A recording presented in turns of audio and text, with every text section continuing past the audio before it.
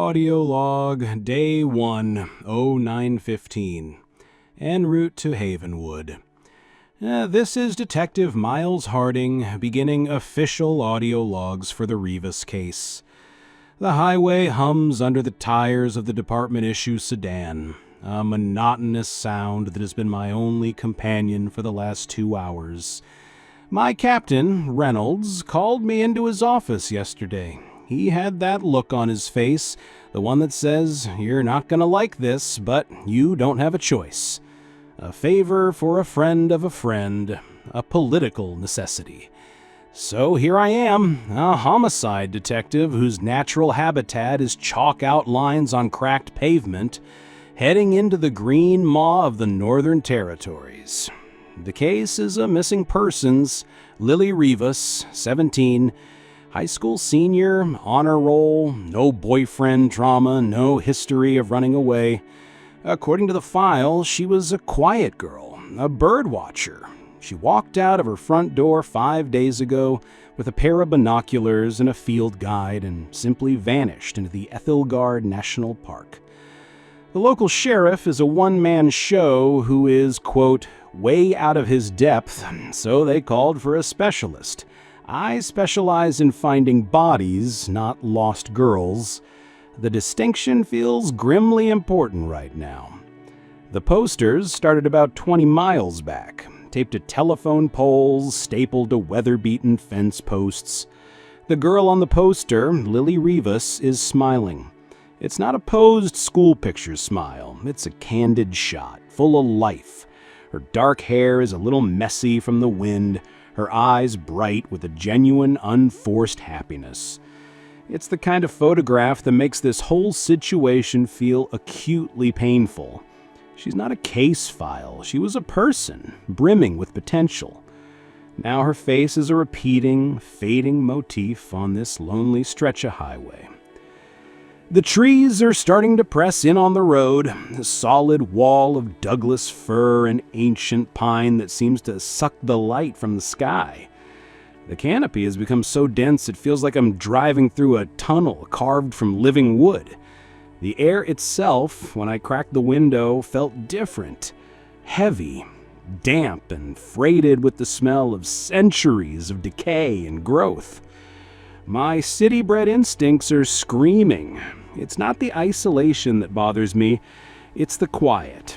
A profound, unnatural quiet that feels less like peace and more like a held breath.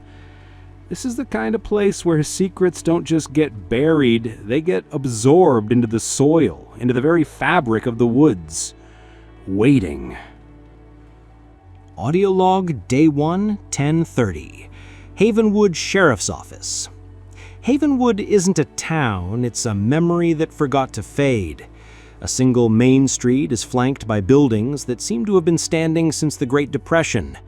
There's a diner with a buzzing neon sign advertising Pete's Pies, a dusty general store with a hand-painted sign, and at the far end of the street, a small stone church with a disproportionately large, brooding bell tower. The entire place looks like it's been pickled in sepia-toned nostalgia. The sheriff's office is a cramped space that smells of stale coffee, damp paper, and the faint metallic scent of a gun cleaning kit. Sheriff Brody is a man in his late 60s, with a weary face mapped by a lifetime of small-town troubles. He moved with a slow, deliberate grace, as if conserving energy was his primary concern. He slid the thin case file across the desk to me with a sigh that seemed to carry the weight of the whole town. "Thank God you're here, Detective," he said, his voice a gravelly rumble. "We found nothing. No witnesses, no ransom note, no footprints that lead anywhere useful. It's like she evaporated off the face of the earth." The file was as thin as he'd implied.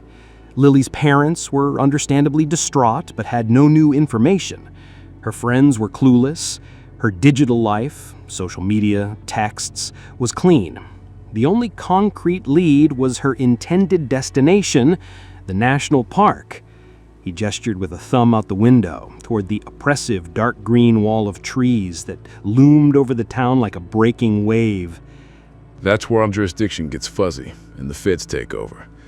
We've got arranged a meeting you at the trailhead, Elara Vance.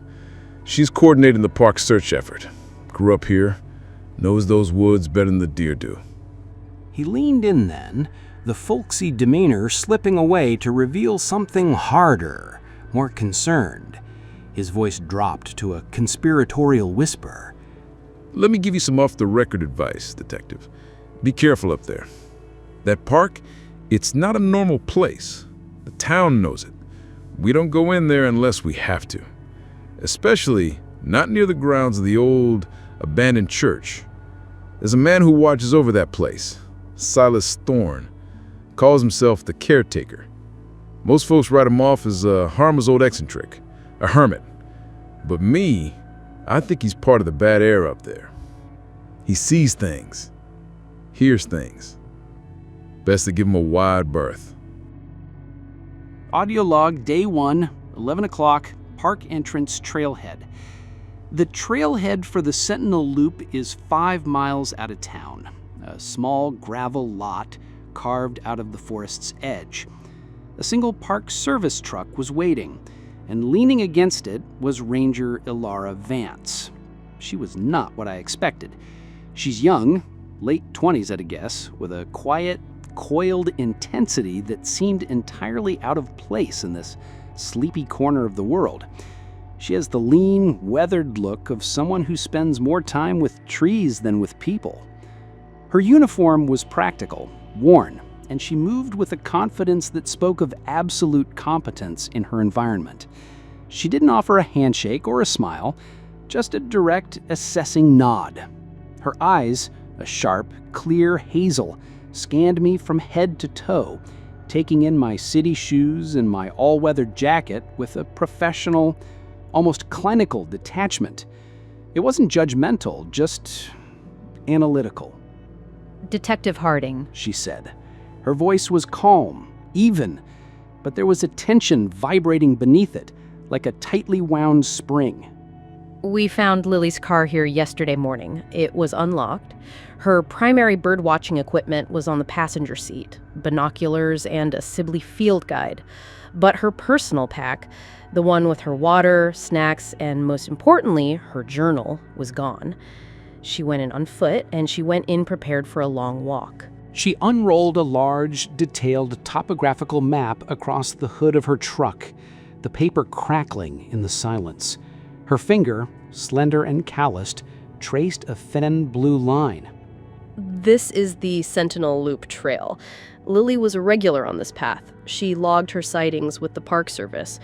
We've had teams on it for 3 days, covering every inch. Nothing. No tracks, no discarded items, no sign of a struggle. I studied the map, my eyes drawn to a patch of densely packed contour lines and stark, empty white space. What's over here? This area with no trails. Elara's gaze followed mine, and her expression, already serious, hardened into something like a mask. The Silent Grove. She said, her voice flat. It's unmanaged territory. Old-growth forest. It's been designated a protected wilderness area. We don't go there. Park policy. The way she said it was absolute, a door slamming shut. Is it dangerous? Cliffs, bogs, unstable ground? She held my gaze for a moment longer than was comfortable, her hazel eyes seeming to weigh whether or not I was capable of understanding the truth. The terrain is unpredictable, She said finally. The words were simple, but the implication was clear. She wasn't talking about the ground. Audio log, day 1, 1420. On the trail. Moving through this forest with Elara Vance is a lesson in humility. She moves with a silent, fluid grace, her feet seeming to find the quietest places on the forest floor to land. In contrast, I feel like a clumsy intruder. Every step I take sounds like a gunshot in the oppressive quiet. The snap of a twig, the crunch of dry leaves under my city-worn boots. The forest floor is a thick, springy carpet of moss, and centuries of fallen pine needles, a natural sound dampener that muffles the world. It's the same silence I felt in the car, but now, without the engine's hum, it's amplified 100-fold. It's a physical presence, a deep, profound quiet that feels less like peace and more like a predator holding its breath, waiting patiently for you to make a mistake. The air is cool and smells of damp earth and pine resin, a scent that should be invigorating, but instead feels ancient and suffocating. After an hour of hiking, we reached a small clearing where a tattered orange flag was tied to the branch of a fir tree. This is as far as the search teams got before we pulled them back for the day, Elara said, her voice a low murmur that barely disturbed the air. The trail becomes less distinct from here on. I knelt, my eyes scanning the ground with a detective's practiced focus. My usual canvas is concrete and blood spatter, not dirt and leaves. But the narrative of the scene was clear. A single set of faint impressions from a hiking boot, a woman's size. They marched in a straight line, away from the gentle curve of the established trail. They pointed directly into the dense, uninviting heart of the woods, towards the area Elara had called the Silent Grove.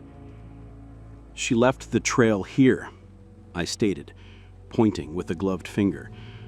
Elara didn't look surprised. She looked resigned, as if this was a development she'd been dreading, but fully expecting. This is where the whispers start, she said, so quietly I almost didn't hear her. Her gaze was fixed on the dark wall of trees ahead. Whispers? I asked, standing up. She finally looked at me, and for the first time since we'd met, I saw a clear, undeniable flicker of something beyond professional composure. It was fear. Pure, undiluted fear. It's an acoustic anomaly of the valley, she said. Her voice regained its flat, rehearsed quality. Wind passing through the unique rock formations in the upper elevations can create harmonics that sound like human voices. It's a known phenomenon. It disorients people. I've heard official explanations like that my whole career. They're the flimsy curtains we hang to hide the things we can't or won't explain. Audio log, Day 1, 1600. The Old Church Ruins. We followed the faint tracks for another mile, pushing deeper into a part of the forest that felt older and darker than what we'd left behind. The trees here were larger, their branches interlocking overhead to form a perpetual twilight. The air grew colder, a damp, cellar-like chill that had nothing to do with the weather. We came upon the ruins suddenly, a crumbling stone edifice being slowly, inexorably devoured by the forest. The main roof had collapsed long ago, leaving the nave open to the sky, but the bell tower stood defiant, a jagged stone finger pointing at the gray, overcast heavens. This was the old church Sheriff Brody had mentioned. As we approached, a figure emerged from the shadows of the arched doorway. He was a tall, gaunt man, probably in his 70s, with a cascade of untamed gray hair and a beard that reached his chest. He was dressed in worn, patched canvas, and he held a long, hand-carved walking staff. His eyes, however, were what held me. They were a pale, piercing blue. They shone with a startling, unnerving intelligence. He watched us approach without a word. "This is private property," he said, his voice a dry rustle, like leaves skittering across stone. Or as private as God's house can be. Elara stepped forward, her hand resting near the radio on her belt. Silas, we're on official park business. We're looking for the missing girl. The man, Silas, gave a slow, deliberate nod. A faint, knowing smile touched his lips. "The listener," he said, the term sounding both ancient and proprietary. "I heard the call myself. A lovely, clear note. The toll was pleased." My hand instinctively went to the holstered pistol at my hip. The term, "the toll," sent a chill down my spine. "What do you know about Lily Rivas, Mr. Thorne?" I asked, my voice hard. Silas's pale eyes drifted to me, sizing me up. "I know she was chosen," he said simply. "She came to offer her story.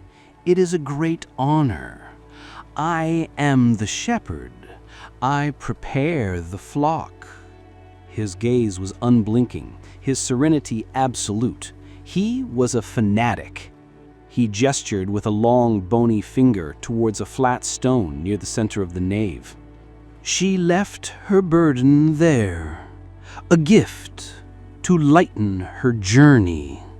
He then turned, and with an unnerving, silent grace, melted back into the shadows of the woods, disappearing as if he were never there.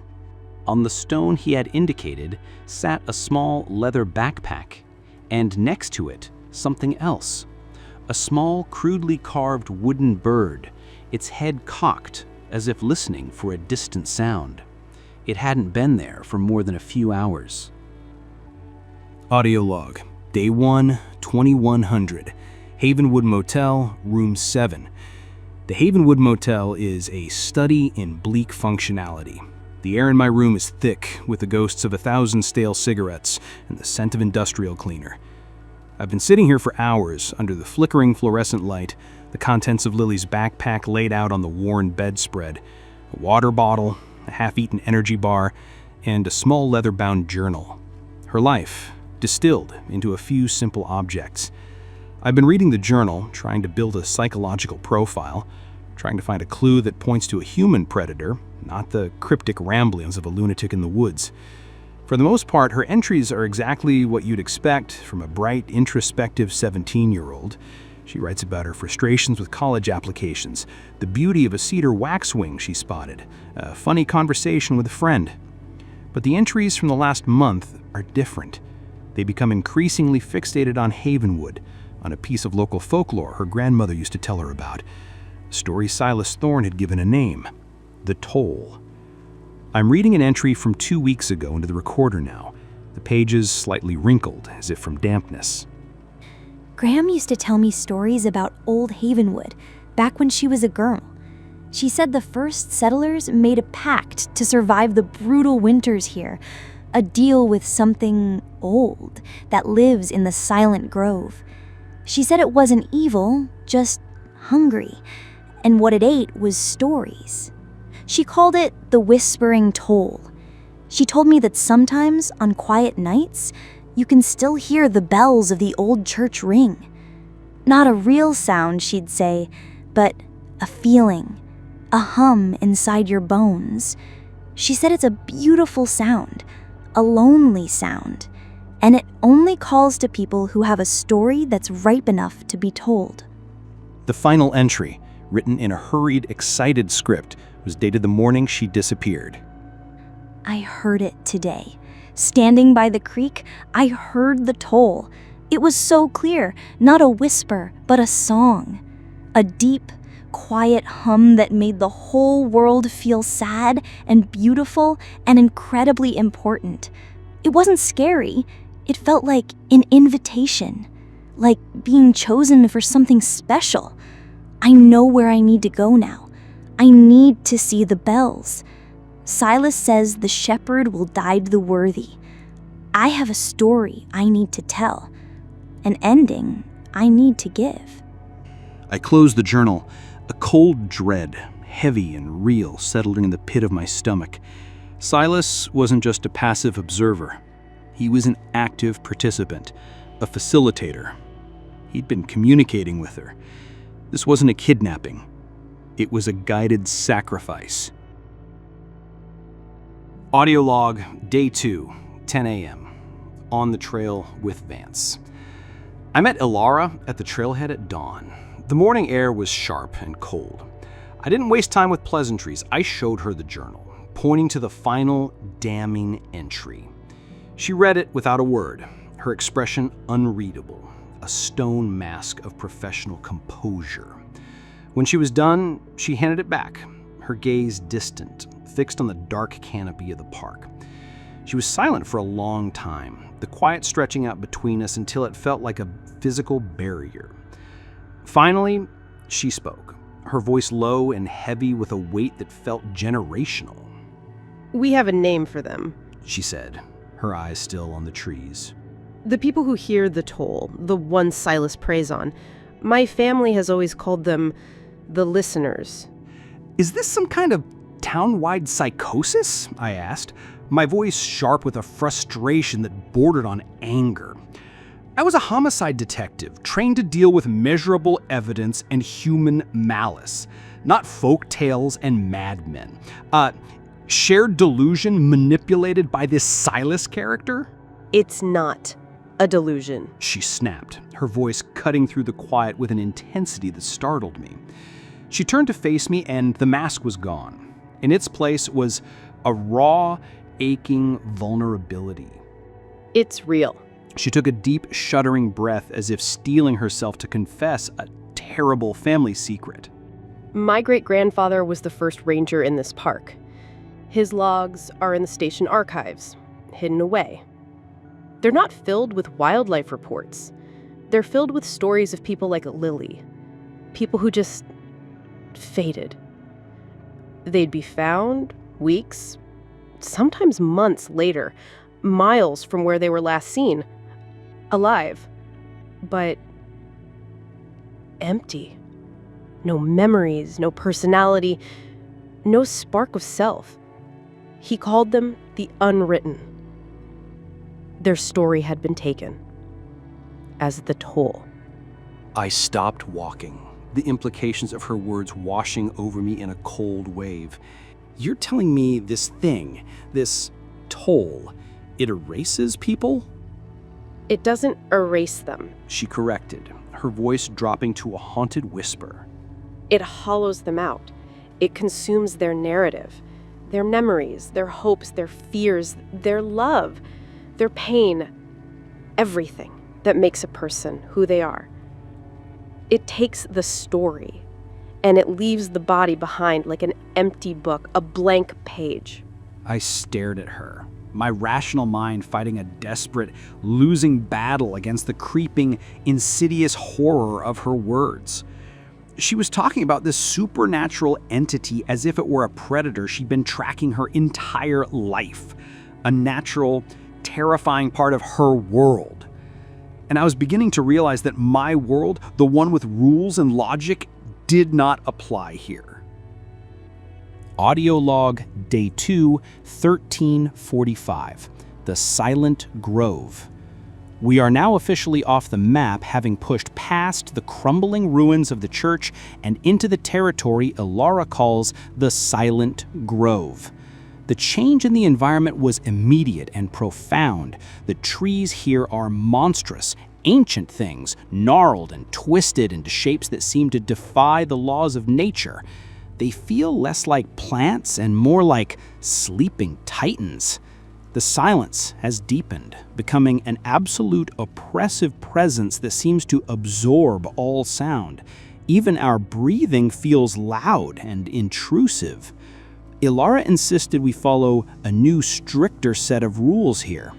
1, never speak above a whisper. 2, never say your own name or the name of anyone you care about. Names have power here. She whispered, her breath misting in the cold air. They're an anchor, a key. You don't want to give it the key. The air hums with that same phantom vibration I felt at the church, but here it is a palpable force.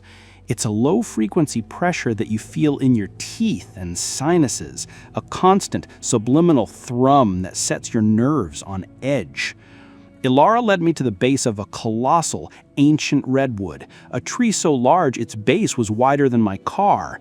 Carved into its thick, fibrous bark, from the ground to as high as a man could reach, were symbols. At first, I couldn't make sense of them. They weren't tribal, not occult, not any language I recognized. Then, with a jolt of dawning horror, I understood. They were faces, crude, stylized portraits, each one unique. There were dozens of them, overlapping, carved over what must have been decades, perhaps centuries. The wood around them was dark and weathered, the carvings themselves smoothed by time and weather. Every time someone is taken by the toll, Elara whispered, her breath barely disturbing the profound stillness. a new face appears on the trees. It's not carved by human hands. It just emerges from the wood. A memorial. Or maybe a receipt. I ran my gloved hand over the strange wooden visages.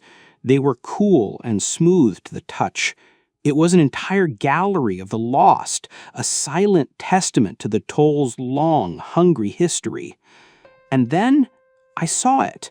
Near the bottom of the trunk, just above the moss line, was a new carving. It was fresh. The wood was still pale, the color of freshly cut pine, and the edges were sharp and distinct. It was a girl's face. The features were still vague, indistinct, as if not yet fully formed, like a photograph slowly developing in a darkroom. But the shape of the face, the slight tilt of the head, I recognized it instantly. It was Lily. Audio log, Day 2, 1430, The Silent Grove. I was still staring at the half-formed carving of Lily, my mind reeling, my detective's sense of order and reason shattering against the impossible reality of it. The face on the tree was a death sentence, delivered before the fact. It was in that moment of horrified fixation that the humming intensified. It shifted suddenly and violently from a background pressure to a dominant, resonating tone. It felt as if a giant, invisible tuning fork had been struck directly inside my skull, causing my vision to swim and my balance to falter. The air grew thick, heavy, charged with a palpable energy. Elara's hand shot out and grabbed my arm, her fingers digging into my bicep with surprising strength. It's active. She hissed, her eyes wide with alarm. It's noticed you. Don't think about her. Don't think about anything important. Empty your mind now. Think about paperwork, traffic reports, the color beige, anything boring. But it was too late. My mind was a crime scene, and Lily's smiling face from the missing poster was the primary piece of evidence. The humming, the toll, focused on that image with the predatory precision of a sniper's scope. I felt a bizarre and deeply invasive pulling sensation in my mind, a psychic suction that seemed to be targeting the very architecture of my memories. It was a violation on a level I couldn't have conceived of, an invisible hand rifling through the filing cabinets of my soul. I cried out, a strangled gasp, and fell to one knee, clutching my head. And then, just as quickly as it had begun, it stopped. The intense humming receded, returning to its regular, subliminal level. I was left gasping for breath, a cold sweat plastering my shirt to my back, my heart hammering against my ribs like a trapped bird. Are you all right? Elara asked, her voice strained. Harding? I'm fine, I managed to say, my own voice shaky and unfamiliar. But I wasn't fine. Something was fundamentally wrong. I reached into my pocket, a nervous habit for the small keychain I always carry. It had a tiny silver locket on it, a gift from years ago. I flipped it open. Inside was a microscopic picture of my wife, Sarah. I've looked at her face in that locket 1,000 times, a small grounding ritual in a chaotic job. But now, I couldn't remember her smile. I knew who she was. I knew her name. I knew I loved her. I could recall the sound of her laughter. But the specific, cherished memory of her smile, the way her eyes crinkled at the corners, it was just gone. A perfect, seamless blank spot. The toll had taken a payment. Just a small one. A taste. a warning. Audio log, day 2, 1600, The Grove. I didn't tell Elara about the stolen memory. I couldn't.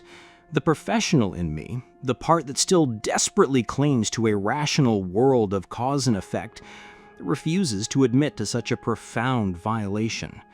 To say it aloud would be to make it irrevocably real.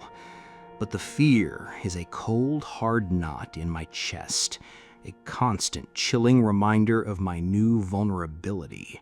My own mind is no longer a safe place. Elara, seemingly oblivious to my internal turmoil, is now operating with a grim, focused urgency. She believes the toll, while centered at the church, has a voice, a lure it uses to draw its victims closer. She led us deeper into the grove, to a small natural amphitheater formed by a sweeping crescent of sheer moss-covered rock cliffs. The acoustics in this place were bizarre. The oppressive silence of the grove was still present, but here it had texture. We call this the echo box, She whispered, her voice seeming to hang in the air for a moment before fading. It's the first place the listeners are drawn to. Just be still for a moment and listen. At first, I heard nothing but the pounding of my own blood in my ears. The silence was so absolute, it created its own phantom sounds. But as I forced myself to relax, to truly listen to the stillness, I began to catch it. Faint, ethereal whispers, weaving in and out of the quiet like distorted signals from a distant radio station. They were fragments, snatches of conversation without context.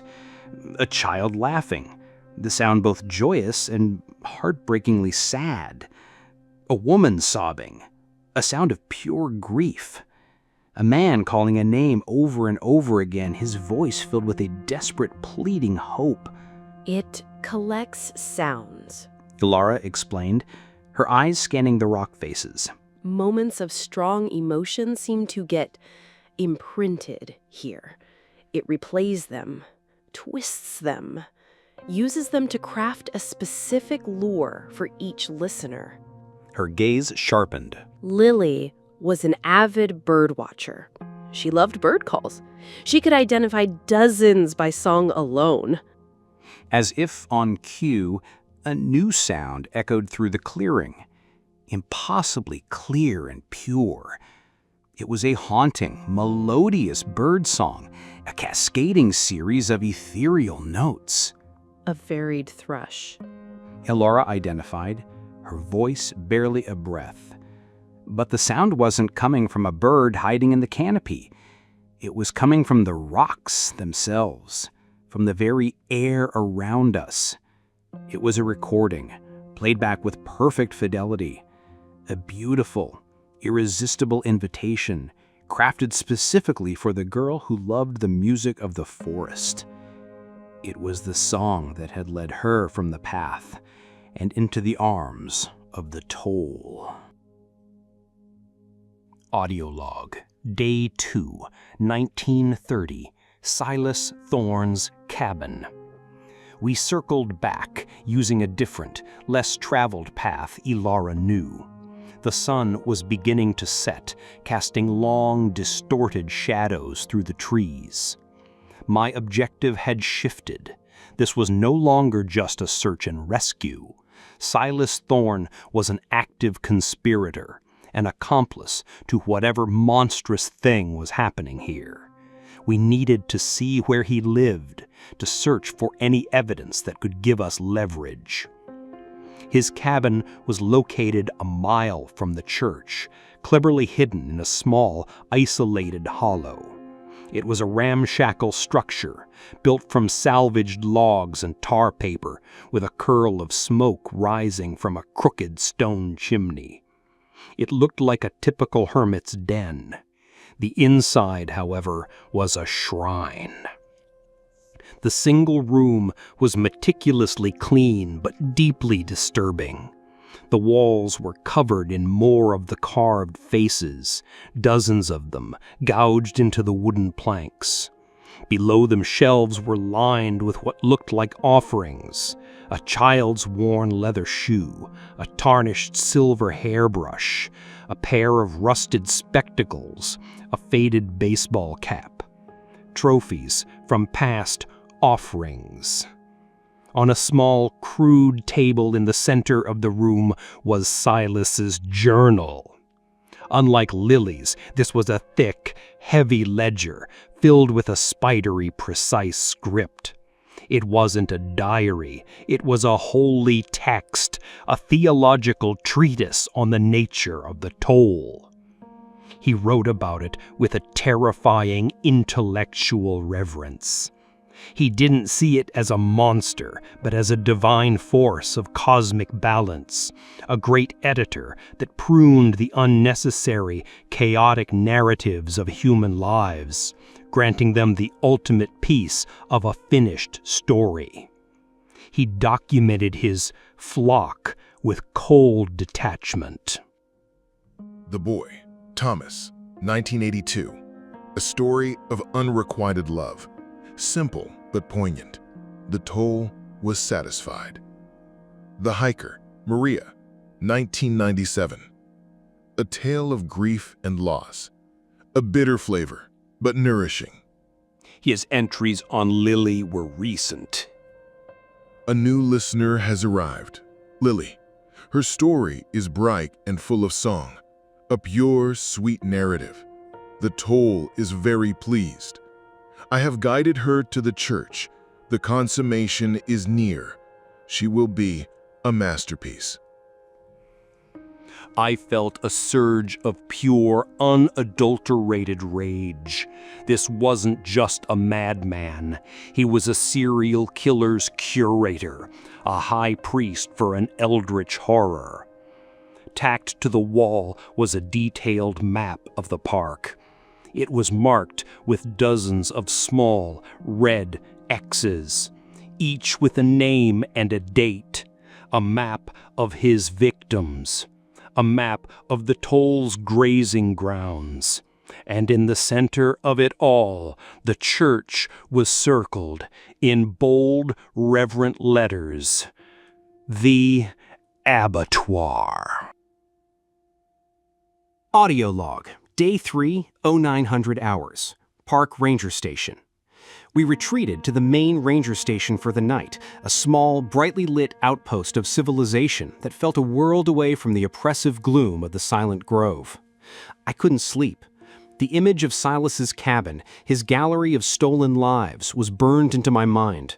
While I maintained a grim vigil, Elara unlocked a heavy steel footlocker tucked away in a back room. This was her family's true inheritance. Inside were dozens of leather-bound logbooks, her great-grandfather's legacy. We spent the night poring over them, a pot of coffee growing cold between us.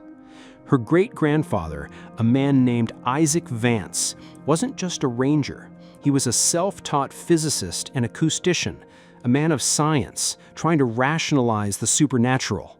His logs were filled with meticulous observations, complex equations, and terrifying theories. He believed the valley's unique geology, specifically the massive, flawless quartz deposits in the old quarry, acted as a colossal resonant amplifier. The two bronze bells in the church tower weren't the source of the toll, they were the focal point, a lens. I read one of his entries aloud, my voice sounding thin in the quiet room. The toll is not a creature, not a spirit in the traditional sense. It is a resonance, a complex, self-aware harmonic frequency that aligns with the subtle electrical signals of consciousness and memory. When the bells of the church are activated, not by ringing, but by vibrating at a precise subaudible frequency, powered by the valley's telluric currents, they create a focused field. Within this field, a person's identity, their narrative, is no longer intrinsically anchored to their physical form. It becomes data, pure information, and data can be copied or deleted. Silas Thorne's ancestors were the original founders who made the first pact. They are a line of shepherds who believe they are serving God. I believe they are feeding a parasite. My detective's brain, my procedural, logical mind, finally found a foothold, however tenuous and insane it seemed. This wasn't a ghost story. This was a problem of physics. A monstrous, sentient, psychic radio wave was using an old church as an antenna, and its high priest was actively finding it new signals to consume. And if it was a signal, then maybe, just maybe, it could be jammed. Audio log, day 3, 11:30, approaching the church. We're heading back to the church. This time, we're not just exploring, we're on the attack. Elara, galvanized by her great-grandfather's theories, has a desperate, half-formed plan.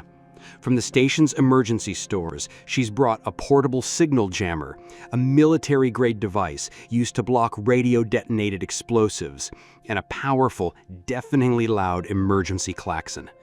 It's a long shot, a wild swing in the dark based on a dead man's century-old theories, but it's the only shot we have. The woods feel different today. The air is tense, electric. As we get closer to the ruins, the humming is no longer a subliminal pressure. It has become an audible sound, a low, powerful electrical drone like the sound of high-voltage power lines on a humid day. It's a sound that seems to vibrate not just in my ears, but in the fillings of my teeth. And I can see it. Faint, shimmering distortions in the air, like heat haze rising from summer asphalt. The very fabric of reality seems to be stretched thin here, crackling with a strange energy. The air smells of ozone, the sharp, clean scent of a lightning strike. The toll is more active than I could have imagined. Elara believes it's nearing the end of its process with Lily. It's a race against time, before her carving on the tree is complete, before her story is fully and irrevocably consumed. The fear is a constant, metallic taste in the back of my mouth. We crested a small ridge that overlooks the church ruins, and my heart seized. A lone figure was walking with a slow, reverent pace towards the bell tower. Silas. He was dressed in what looked like ceremonial robes, a dark, hooded cloak. He was heading into the tower. He was there to preside over the final act. We were walking not just into a psychic storm, but into a confrontation with its fanatical shepherd. Audio log, day 3, 12:30, the church nave. We moved in fast and low, using the crumbling stone walls of the nave for cover. The drone from the tower was now a palpable physical force, making the ground beneath my feet feel like it was vibrating. Silas had disappeared inside the tower entrance. I drew my weapon, the cold, hard steel a small comfort against the overwhelming supernatural dread. Elara held the klaxon, her knuckles white. Our plan was simple: get to the tower, set up the equipment, and get Lily out. We reached the arched doorway of the bell tower, a gaping black maw from which the humming seemed to pour like a river. As we prepared to enter, Silas emerged from the darkness. He moved with an unnerving speed, his gaunt frame a blur of motion. He was no longer a serene, philosophical hermit. His eyes were burning with a fanatic's righteous fury, his face a mask of rage. He held his long carved staff not like a walking stick, but like a weapon. Blasphemers, he snarled, his voice a guttural roar that was shocking after his previous quietude. You will not interfere with the consummation. The toll demands its tithe. He lunged, not at me, but at Elara, aiming for the klaxon in her hands. He knew it was a threat. I moved to intercept, tackling him around the waist. He was surprisingly strong, all wiry muscle and bone. He smelled of wood smoke and damp earth. We crashed against the cold stone wall, the impact knocking the wind from my lungs. He twisted in my grip, his bony fingers clawing at my face. You cannot stop this. He shrieked, his spittle hitting my cheek. It is holy. It is peace. Elara, recovering quickly, slammed the heavy base of the klaxon into his side. Silas grunted in pain, but didn't release his grip. He was fueled by a strength that wasn't entirely his own. This was a physical confrontation, a messy, brutal fight for inches, happening on the doorstep of a psychic abattoir. The humming from within the tower intensified, as if the toll itself was growing agitated by the chaotic struggle at its gates. Audio log. Day 3, 12:45. The church tower. I finally managed to subdue Silas, using a zip tie from my pocket to bind his hands. He continued to curse us, his voice filled with venomous promises of eternal silence. We left him there, seething in the nave, and charged up the crumbling spiral stairs of the tower. The climb was terrifying. The humming here was a physical force that vibrated through the stone, up my legs and into my skull. The air was thick with the smell of ozone and felt like a tangible electric gel. We burst into the belfry. A stone chamber opened to the gray sky. The two great bronze bells hung above us, silent and still to the naked eye. But they were the source of the overwhelming drone. They were vibrating at a microscopic level, producing a sound that was both everywhere and nowhere at once. A perfect soul-crushing frequency. And Lily was here. She was sitting on the floor, directly in the space between the two massive bells, a focal point in a storm of psychic energy. Her back was against the far wall, her posture unnaturally straight. Her eyes were open wide, but they were unfocused, milky, and looking at something far beyond the stone walls of her prison. She was almost completely unwritten. A deep, chilling stillness had settled over her. She didn't appear to be breathing. Her journal lay open on her lap. "Lily!" I shouted, my training forgotten, my voice raw with desperation. The moment her name hit the air, the humming spiked viciously. The pressure in my skull became an agonizing, stabbing pain. A wave of vertigo washed over me, and I staggered, grabbing the wall for support. The faces of my entire family, my parents, my sister Sarah, flashed through my mind, and then flickered like a failing light bulb, the details growing thin and transparent. Don't! Elara screamed, her own voice strained against the crushing noise. You're feeding it. It's anchored to her, but it's drawn to any strong emotional narrative. We have to sever the connection. Lily began to stir, a slow, doll-like movement. She lifted a hand, the motion seeming to take a tremendous effort, and pointed a trembling finger at the open page of her journal. Her lips moved, but no sound came out. She was trying to tell us something. I scrambled over to her, my head pounding, my own memories feeling fragile and loose. I looked at the page. She had been writing, even in this state. The handwriting was a faint, spidery scrawl. It wants the end. The ending makes the story real. The toll didn't just consume the story. It needed a conclusion, a finale. Audio log, day 3, 12:55. The Belfry. My mind, already reeling, latched onto Lily's words. The ending makes the story real. The toll wasn't just a passive recorder. It was a dramatist. It needed a climax, a resolution. Elara was fumbling with the klaxon, her hands shaking, preparing to offer herself, her family's legacy as a distraction. I couldn't let that happen. There was only one currency that mattered here: narrative. And I had to offer one it couldn't refuse. "I have a story," I yelled at Elara, my voice hoarse, my mind racing with a desperate, insane gamble. A loud one! I unholstered my service weapon, the click of the safety echoing unnaturally in the humming chamber. Harding, no! Elara cried, her eyes wide with horror as she understood my intent. It's not a story about a ranger who guards the woods, I said, my voice shaking but growing steadier with conviction. I was speaking not just to her, but to the silent, listening presence in the air. It's not a story about a quiet girl who loves birds. It's a story about a city cop, a violent story. It's full of sirens and shouting and breaking glass. It's ugly and loud and has a very definite, very final ending.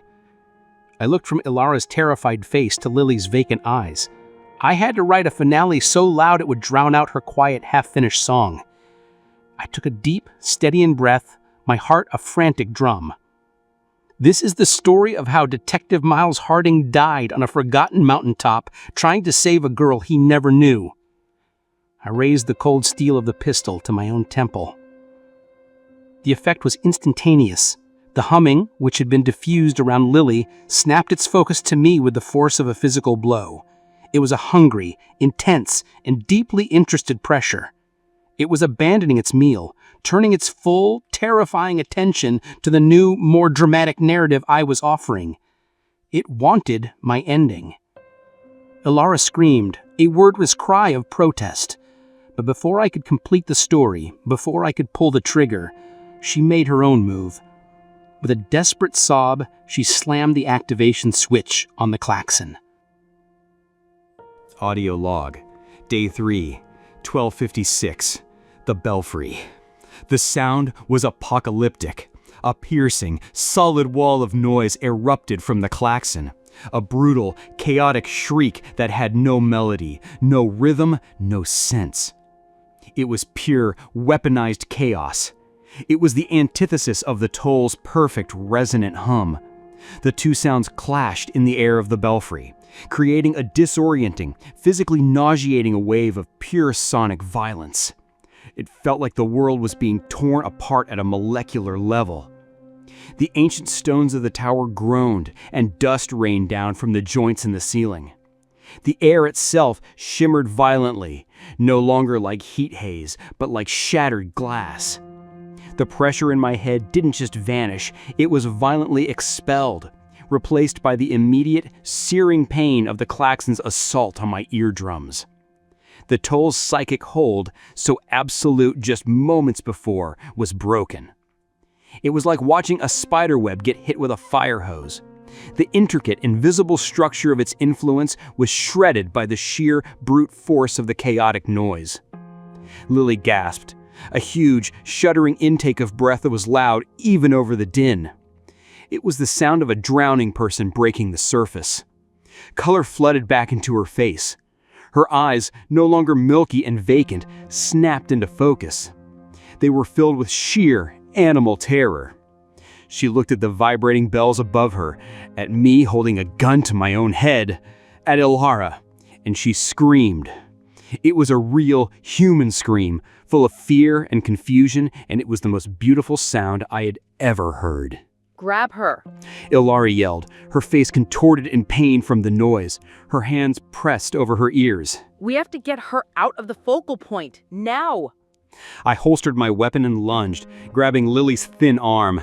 She was frail, her body trembling uncontrollably, but she was real. She was present.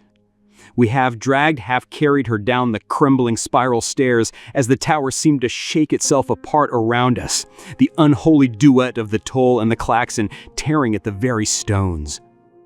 Audio log, Day 3, 1500. Park entrance, trailhead. We made it out. We burst from the tree line of the silent grove and back into the normal, chaotic, living world. The klaxon's battery had died somewhere during our frantic escape, plunging us back into a blessed, natural silence, now filled with the sound of wind in the trees and our own ragged breathing. Lily is in the back of my car, wrapped in 2 emergency blankets, shivering uncontrollably. She's in shock, but she's talking. In a small, thin voice, she's asking for her parents. She remembers her name. She remembers who she is. We got to her in time. As for Silas, he's gone. When we stumbled out of the tower, the zip tie I'd used to bind him was on the ground, sliced clean through. He had vanished back into the woods he calls his sanctuary. He's a loose end I know will haunt me, a lingering physical threat in a place full of psychic ones. But Elara is the real cost of our victory. The psychic backlash, the brutal countershock from the colliding frequencies, it hit her the hardest. She was standing closest to the klaxon, at the epicenter of the sonic blast. She's quiet. She answers my questions with simple, direct words, but the deep, layered intelligence is gone. The spark of fierce intensity in her eyes has been dimmed, muted. When I asked her about the plan about her great-grandfather's complex theories on acoustic resonance, she just looked at me with a vague, pleasant confusion. I'm a park ranger, she said, as if explaining a simple, incontrovertible fact. My job is to help people who get lost in the woods. The toll was disrupted, but it still took a payment. Denied its full meal, it settled for a piece of the person who broke its concentration. It didn't make Elara an Unwritten, but it took the sharp, complex, burdened parts of her story, her family's legacy, her deep knowledge, her pain, and left behind someone simpler, kinder, maybe, but fundamentally, terribly less her. Audio log, day 4, 1800, en route to Metro. The official report is a masterclass in creative fiction, a document I've spent the better part of today crafting. Lily Rivas was found dehydrated and disoriented after being lost for several days, a victim of the park's confusing terrain. She was located thanks to the tireless efforts of Ranger Elara Vance, who suffered a mild concussion from a fall during the difficult rescue operation. The local eccentric, Silas Thorne, was questioned, but had no relevant information. Case closed. It's a neat, tidy narrative, a story the world can understand. It's one of the many lies we tell to keep the real monsters, the ones that defy explanation, safely in the dark. Lily is with her family. Her doctors are calling her condition dissociative amnesia. She has no memory of the last 5 days. Maybe that's some mercy. She told her mother she feels like she's forgotten the words to her favorite song, a phantom emptiness she can't quite place. I'm driving back to my city, back to my world of concrete, logic, and human-on-human violence. But the silence of Havenwood is a passenger in the car with me. It's a heavy presence in the passenger seat. The memory of my wife Sarah's smile never came back. It remains a permanent, infuriating blank space in my mind. A tiny, personal toll that I will have to carry with me for the rest of my life. A psychic scar to remind me of the place where stories are eaten. I keep reaching for the keychain, a nervous habit I can't seem to break, to open the locket. But the locket isn't there. I search my pockets, the car, everywhere. It's gone. I don't know if I lost it in the struggle with Silas, or if it was shaken loose in the belfry, or maybe, just maybe, it was never there at all. Maybe the story I almost told the toll, the one about the detective dying in a forgotten church, maybe a small piece of that story came true after all. Maybe a small, insignificant part of me, a part represented by a silver locket, did die in that tower. It was unwritten. Final audio log. Date uncertain. My apartment. I'm home. My apartment is surrounded by the familiar cacophony of the city. The wail of sirens, the rumble of traffic, the muffled shouting of neighbors through the thin walls. These are the sounds of my world. They should be comforting. They're not. They all sound inefficient, messy, chaotic. I find myself craving the profound, structured quiet of the grove. I sit for hours in the dark, the city lights painting shifting patterns on my wall, and I listen. I listen for something that isn't there. Sometimes, if I concentrate, if I hold my breath and still my own heart, I can almost feel it. A faint, phantom vibration in the bones of my skull. A promise of order. An echo of the toll's song. There's a new detail I've been leaving out of my logs. A final memory that surfaced from the chaos of the belfry. In that split second before the klaxon went off, when the toll had its full attention on me, it didn't just feel like it was reading my story. In a moment of terrifying, invasive clarity, I felt it writing something. A new line of code, a single dominant instruction burned into the deepest parts of my consciousness. A few minutes ago, I was looking in the mirror, splashing water on my face. My reflection was normal. Just my tired face, older than it was a week ago. But for a split second, as the water dripped from my chin, I saw it. Superimposed over my own reflection, like a ghost on a photographic plate, was a crude, stylized carving, the face of a man. Vague and indistinct, the features not yet fully formed. The toll didn't just take something from me in that tower. It left something behind. An anchor, a forwarding address. It knows my name. It knows my story. It knows my city is full of new stories. Loud, bright, beautiful, tragic stories. And the shepherd, Silas, is still out there. But a shepherd can't be everywhere. A hungry God needs more than one priest.